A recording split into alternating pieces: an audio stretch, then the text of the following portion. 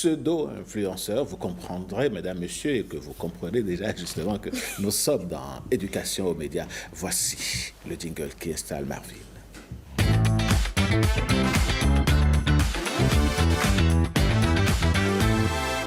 Marvin Promise Aïnadou, bonjour.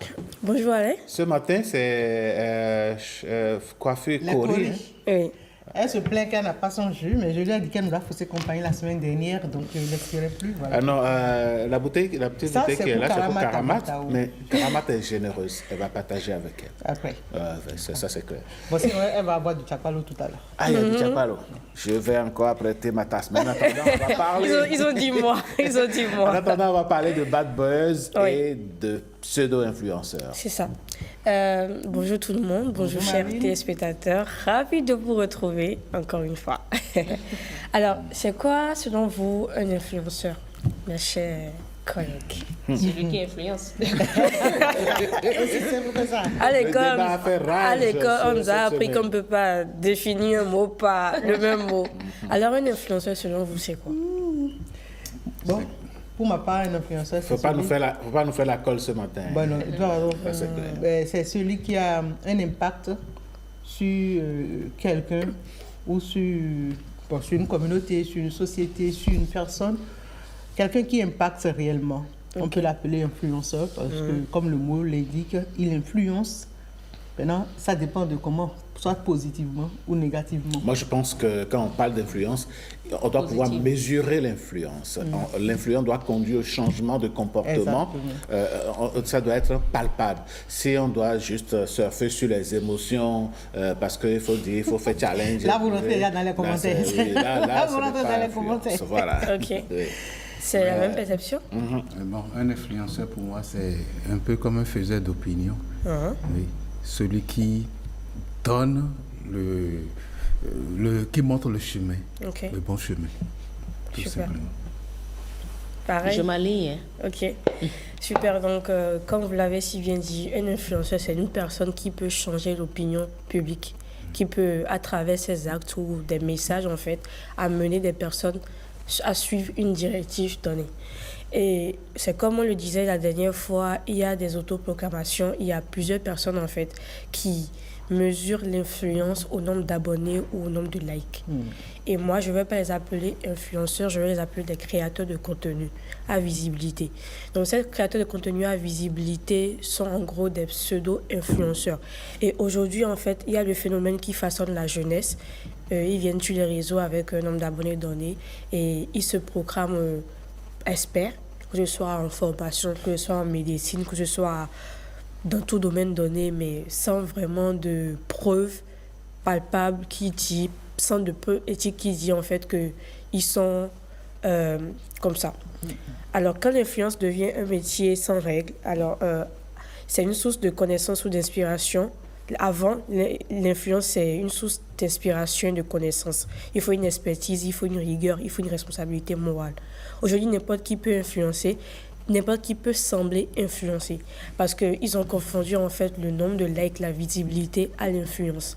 C'est pas parce que je fais un post qui fait 10 000 vues, qui nécessite des commentaires ou bien qui fait des partages que j'ai influencé l'opinion des personnes.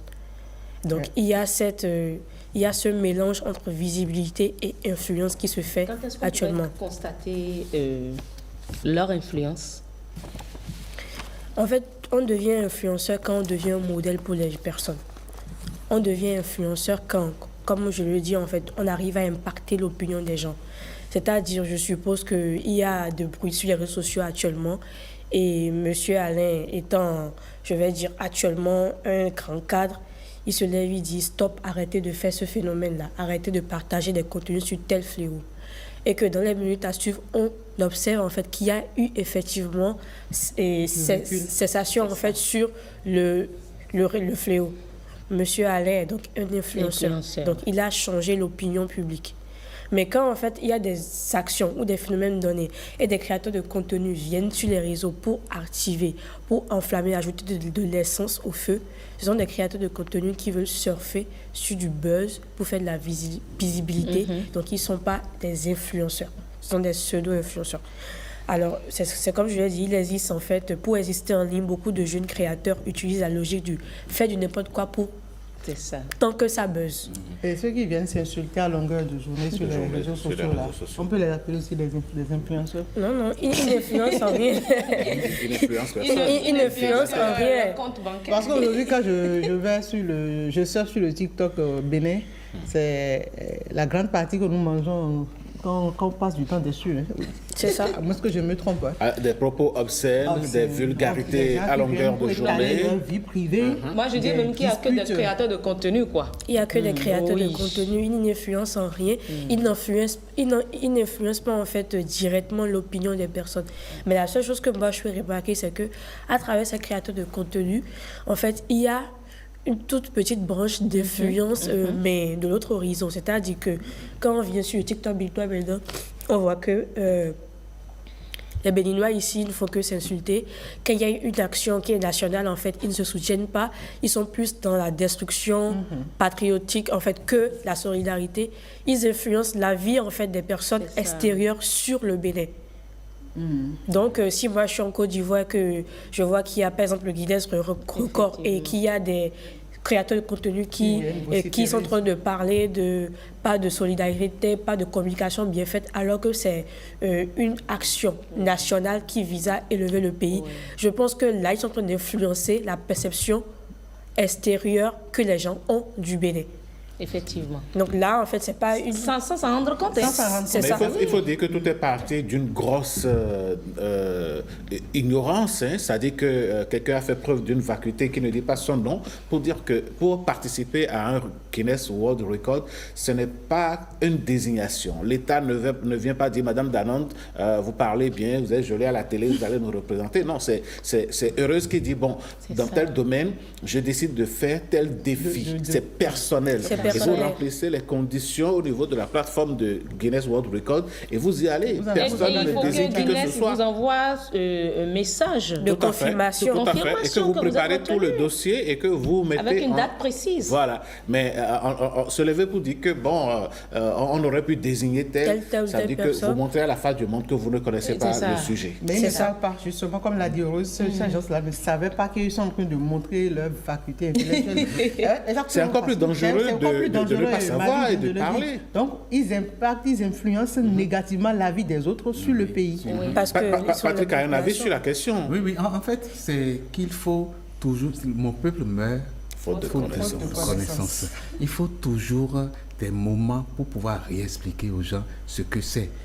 Ça là, est-ce que pour les records de Guinness, comment ça se passe? Ils ne le savent pas.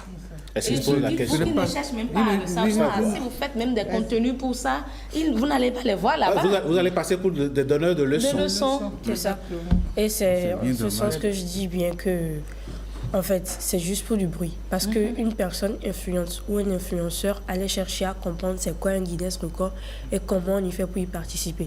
C'est pas du jour au lendemain parce que c'est à travers mes recherches, c'est un processus même qui peut durer des années. Parce que quand tu déposes ton dossier, tu peux faire 3 mois. Après qu'on te réécrive, si tu es validé, tu fais 3 mois. Ça peut prendre même 1 an banalement. Et c'est pas qui veut. Voilà. Qui va au Guinness Record. Mais quand on finit de dire ça aussi, il faut reconnaître qu'il y a certains compatriotes qui, de par l'usage des réseaux sociaux, arrivent à faire de la solidarité autour des personnes en situation difficile. C'est bien ça, oui. On peut les appeler ça, ce sont des influenceurs, des personnes qui voient peut-être des personnes dans la rue et qui prennent une photo et qui amènent le public en fait à créer une cagnotte et à aider ces personnes-là. Là, ce sont des malades, encore que moi, par exemple. je me dis encore que c'est discutable. Non, vous voyez. Parce que s'il en est ainsi, bon, ils ont une notoriété.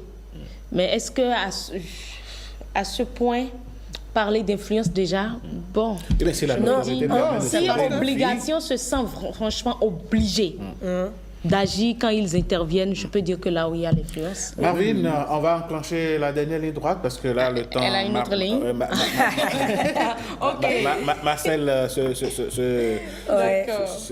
voilà. Ce qui est sur l'influence, en fait, c'est d'amener en fait, des personnes qu'on ne connaît pas à faire une action donnée. Donc, apporter de l'aide à un inconnu, par exemple. Donc moi, je peux prendre ça. Il faut que ce soit bénéfique. Il faut que ce soit bénéfique. Et donc, au Bénin, il y a des influenceurs, il y a des créateurs de contenu, il y a des personnes qui sont des pseudo-influenceurs. Il y a des personnes qui ne sont rien du tout. Il y a des personnes qui ne sont rien du tout, juste des buzzers. Des bad buzz.